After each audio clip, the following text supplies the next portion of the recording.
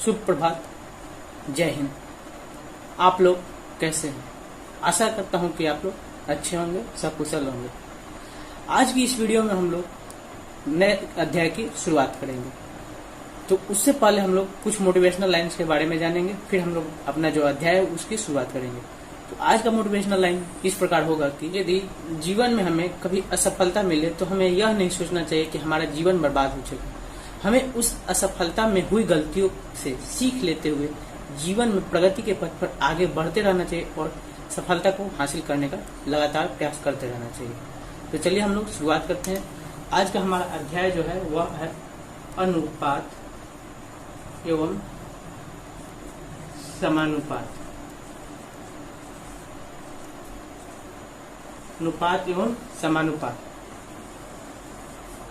यह गणित के क्षेत्र में यह बहुत ही महत्वपूर्ण अध्याय है। इसका बहुत ही अहम रोल है गणित में। तो चलिए अध्याय शुरू करने से पहले आप लोग सेशन को शेयर कर दीजिए और लाइक कीजिए और कमेंट भी करते रहिए। तो अनुपात क्या है, पहले हम लोग जानेंगे अनुपात के बारे में। अनुपात एक ऐसी प्रक्रिया है जिसके माध्यम से हम दो मात्राओं या संख्याओं में गुणात्मक तुलना करते हैं। यानी इस प्रक्रिया के द्वारा हम लोग किसी भी संख्या या मात्रा में तुलना करते हैं कि वह दूसरे की अपेक्षा कितनी गुनी है। जैसे पहले परिभाषा लिखते हैं, अनुपात एक ऐसी गणितीय संक्रिया या प्रक्रिया, जो भी हो, संक्रिया है जिसके द्वारा हम दो संख्याओं या मात्राओं में गुणात्मक तुलना करते हैं।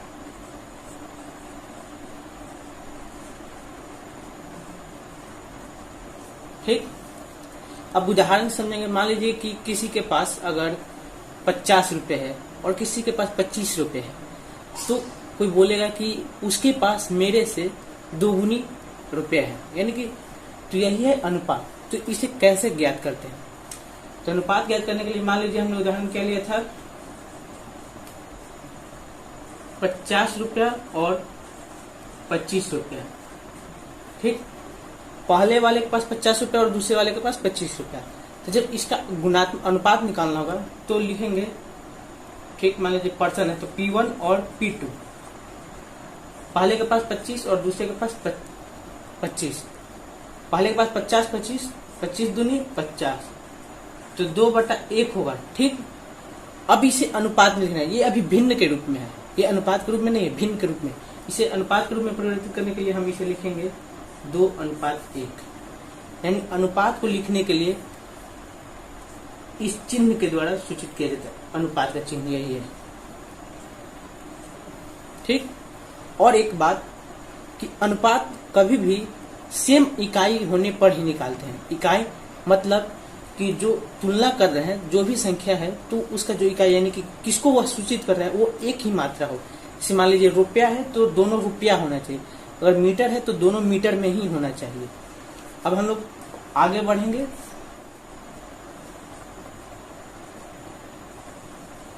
अब हम लोग जानेंगे समानुपात के बारे में। तो समानुपात क्या है? जैसा कि इस शब्द से ही ज्ञात होता है, समानुपात यानी सम अनुपात। समानुपात जो है वह सम प्लस अनुपात के मिलाने से बना है। ठीक, तो हम लोग अनुपात की परिभाषा समझ चुके हैं। अब हमें सम यानी कि बराबर, तो वैसे अनुपात जिनका मान बराबर हो तो वो समानुपात कहलाते हैं। अब इनको कैसे लिखा जाता है? मान लीजिए दो अनुपात है, पहला अनुपात है A/B और दूसरा अनुपात है C/D। अब इनको समानुपात के रूप में प्रदर्शित करना है, तो समानुपात को प्रदर्शित करने के लिए इस चिन्ह का प्रयोग किया जाता है, यानी कि 2 अनुपात लिया जाता है। ठीक, अब इसे कैसे लिखेंगे? तो जब A/B लिखेंगे, पहला ये अनुपात है, उसके बाद समानुपात का चिन्ह, फिर C/D। ये हमने समानुपात के रूप में प्रदर्शित किया। अब इनके बीच भी कोई संबंध होता है। पहले तो जानेंगे कि ये जो दो बाहरी संख्या है, ठीक, इन्हें बाहरी पद कहते हैं। A and D is equal to बाहरी संख्या या पद, जो भी लिखना है आप लिख सकते हैं, ठीक। बी और सी अंदर है तो इन्हें कहेंगे हम आंतरिक संख्या। B and C is equal to आंतरिक संख्या या पद, कुछ भी लिख सकते हैं। अब इनमें एक कॉम्बिनेशन होते, एक संबंध होता है। ये जो बाहरी संख्या है ए और डी, ये बाहरी संख्या है, इनका गुणनफल जो भीतरी संख्या होती है उसके गुणनफल के बराबर होते हैं, यानी ए अनुपात डी बराबर बी अनुपात सी। अब ये कैसे, तो इसे हम लोग उदाहरण से समझते हैं। मान लीजिए हमने ए बाई बी का मान लिया 3/5, ठीक। उसके बाद सी अनुपात डी का मान लेंगे 15/25।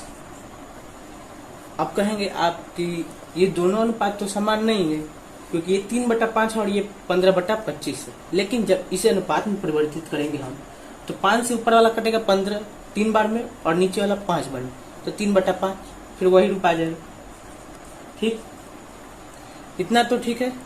अब हमें इस संबंध को प्रूफ करना, ए गुने डी बराबर बी गुने सी, यानी बाहरी संख्याओं का गुणनफल बराबर आंतरिक संख्या का गुणनफल। तो इसमें बाहरी संख्या क्या है, ए और डी। ए का मान 3 और 25 है, डी का मान 3 गुने 25 बराबर आंतरिक 5 गुने 15, 5 गुने 15। जब हम 3 में 25 से गुना करेंगे तो 75 हमें प्राप्त होगा, बराबर 5 में 15 से 75।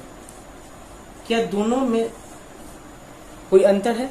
दोनों का संख्यात्मक मान बराबर है, दोनों 75 और 75, यानी कि हमारा जो ये संबंध है यह सही है। अब हम लोग आगे बढ़ेंगे, अनुपात से संबंधित नए नए जो टर्म है, पद है, उन्हें जानेंगे।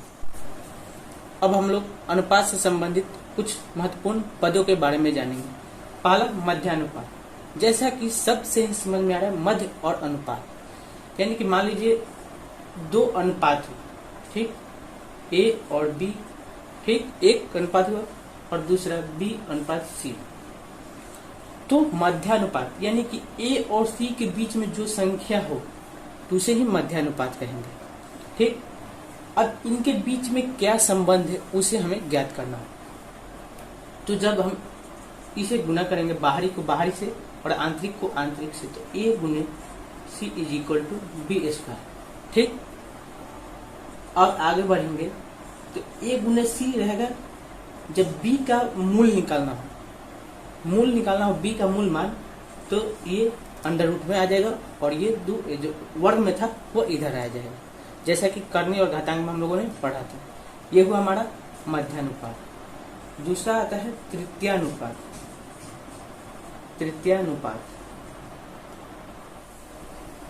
अब हमें तृतीयानुपात के बारे में जानेंगे। तो तृतीयानुपात क्या होगा कि अनुपात में दो संख्या दी होंगी और उनका तृतीय अनुपात निकालना। मान लीजिए एक संख्या ए और दूसरा संख्या बी दिया है, इसका हमें तृतीयानुपात पूछा है। तृतीयानुपात बराबर वाट।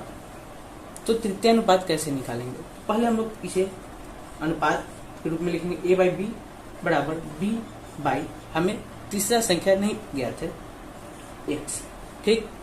आगे जब हम इनके संबंधों के बारे में ज्ञात करेंगे तो x और a गुना हो जाएंगे, बाहरी संख्या है तो a x बराबर बी स्क्वायर। जब आगे बढ़ेंगे तो x is equal to b square by a, ये हमारा हो जाएगा तृतीयानुपात। इस प्रकार से प्रश्न आते हैं, जैसे कोई संख्या दिया होगा, दो संख्या, और पूछेगा कि इसका तृतीयानुपात क्या होगा, तो बस उन संख्याओं को इस रूप में ढाल देना है। आगे चतुर्थानुपात। चतुर्थानुपात में क्या है, एक ए बी और सी संख्या दिया है और पूछेगा कि चतुर्थानुपात संख्या क्या है। तो इसे अनुपात के रूप में हम जब ढालेंगे तो ए बाई बी बराबर सी बाई एक्स आएगा। ठीक, अब इनको संबंध को आगे ज्ञात करेंगे हम लोग। a गुणे x होगा बराबर b जो और c आंतरिक संख्या है तो इसे गुना करेंगे। आगे जब बढ़ेंगे तो x is equal to b गुणे c बाई a हमारा हो जाएगा चतुर्थानुपात। कभी भी परीक्षा में प्रश्न इसी प्रकार से आते हैं, 3 संख्या दे देगा और पूछेगा कि चतुर्थानुपात क्या होगा, या 2 संख्या दे करके और एक चतुर्थानुपात दे देगा, पूछेगा कि तीसरी संख्या ज्ञात कीजिए। ठीक, तो आज के लिए इतना ही। अगली वीडियो में हम लोग इस अनुपात और समानुपात से संबंधित जितने भी प्रश्न आते हैं उन सभी को हल करना सीखेंगे। तब तक के लिए धन्यवाद। जय हिंद। आपका दिन शुभ।